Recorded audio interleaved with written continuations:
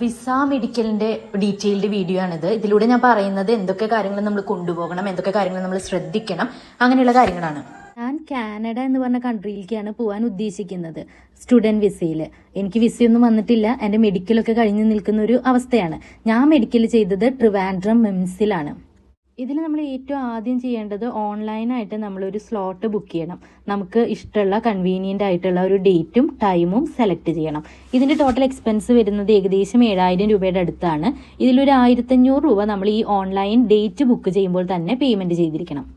അടുത്തതായിട്ട് നമ്മൾ എന്തൊക്കെ കാര്യങ്ങൾ അവിടേക്ക് കൊണ്ടുപോകണം.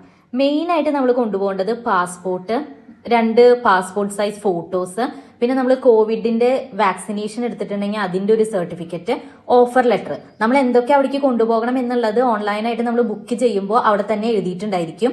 ഈ 4 കാര്യങ്ങളിൽ നമ്മൾ പാസ്പോർട്ടും അതുപോലെ ഫോട്ടോയും മസ്റ്റായിട്ട് കൊണ്ടുപോകണം. കോവിഡ് വാക്സിനേഷന്റെ സർട്ടിഫിക്കറ്റും ഓഫർ ലെറ്ററും ഒക്കെ നമ്മുടെ ഫോണിൽ PDF ആയിട്ടുണ്ടെങ്കിൽ അവരെ നമുക്ക് ഇമെയിൽ അയച്ചു കൊടുത്താലും മതി. മെഡിക്കൽസിൽ മെയിനായിട്ട് 4 കാര്യങ്ങളാണ് ചെക്ക് ചെയ്യുക: blood, urine, physical examination, x-ray. X-ray എന്ന് പറയുന്നത് ചെസ്റ്റ് എക്സ്റേ ആണ്. അവിടെ നമ്മൾ ശ്രദ്ധിക്കേണ്ടത് മാക്സിമം ഓർണമെന്റ്സ് ഒന്നും ഇടാതെ പോകാനായിട്ട് ട്രൈ ചെയ്യണം. അവിടെ ചെന്ന് കഴിഞ്ഞാൽ നമ്മളിപ്പോൾ മാലയൊക്കെ ഇട്ടിട്ടുണ്ടെങ്കിൽ അത് എന്തായാലും ഊരി അഴിച്ച് വെപ്പിക്കും. ഇയർ റിങ്സ് ഒന്നും ഊരി വെപ്പിക്കില്ല, എന്നാലും നമ്മൾ മാക്സിമം അതൊന്നും ധരിക്കാതെ പോകുന്നതായിരിക്കും നല്ലത്. പിന്നെ നമ്മൾ മുടിയൊക്കെ മുകളിലേക്ക് കെട്ടാനൊക്കെ പറയും, അത്രേ ഉള്ളൂ. പിന്നെ അടുത്തതായിട്ട് ശ്രദ്ധിക്കേണ്ട ഒരു കാര്യം എന്ന് പറയുന്നത്, നമ്മൾ ഈ പാസ്പോർട്ട് എന്ന് പറയുന്നത് അതായത് ഇപ്പൊ നമ്മൾ ബ്ലഡ് ടെസ്റ്റ് ചെയ്തു, അത് കഴിഞ്ഞ് യൂറിൻ ടെസ്റ്റ് ചെയ്യുന്നത് വേറെ സ്ഥലത്തായിരിക്കും. അപ്പോൾ ഓരോ സ്ഥലത്തും നമ്മൾ ഈ പാസ്പോർട്ട് കൊണ്ടുപോകണം, അവിടെ കാണിക്കേണ്ടിയും വരും. അതുകൊണ്ട് തന്നെ കൃത്യമായിട്ട് നമ്മൾ പ്രോപ്പറായിട്ട് അത് സൂക്ഷിക്കാനായിട്ട് നമ്മൾ ശ്രദ്ധിക്കണം. അവിടെ എവിടെയും വെച്ച് പോകരുത്. വെച്ച് പോയി കഴിഞ്ഞ് കഴിഞ്ഞാൽ തൊട്ടപ്പുറത്ത് വരുന്ന ആളും തെറ്റിയെടുക്കാനുള്ള ചാൻസസ് വളരെ കൂടുതലാണ്. അത് നമുക്ക് അൺവാണ്ടഡ് ആയിട്ട് ഒരുപാട് സ്ട്രെസ് തരും.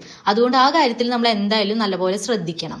പിന്നെ എനിക്ക് അറിയാൻ കഴിഞ്ഞ ഒരു കാര്യം, ഇപ്പൊ നിങ്ങളുടെ ബ്ലഡിലോ യൂറിനിലോ എന്തെങ്കിലും ചെറിയ വാരിയേഷൻസ് ഒക്കെയാണ് ഉള്ളതെന്നുണ്ടെങ്കിൽ അവർ മെഡിസിൻ തരും. അത് കഴിഞ്ഞ് ഒരു 2 ആഴ്ച കഴിഞ്ഞിട്ട് വീണ്ടും നമ്മൾ മെഡിക്കലിന് അപ്പിയർ ചെയ്യണം. പിന്നെ എൻ്റെ ഒരു ടിപ്പ് ഉള്ളത്, നിങ്ങൾക്ക് എന്തെങ്കിലും ചുമ, ജലദോഷം, പനി അങ്ങനെയുള്ള എന്തെങ്കിലും പ്രശ്നങ്ങൾ ഉണ്ടെങ്കിൽ നിങ്ങൾ ഒരു ഡോക്ടറെ കണ്ട് മെഡിസിൻ കഴിച്ച് അത് പൂർണ്ണമായി മാറിയിട്ട് ഒരു സ്ലോട്ട് ബുക്ക് ചെയ്താൽ മതി.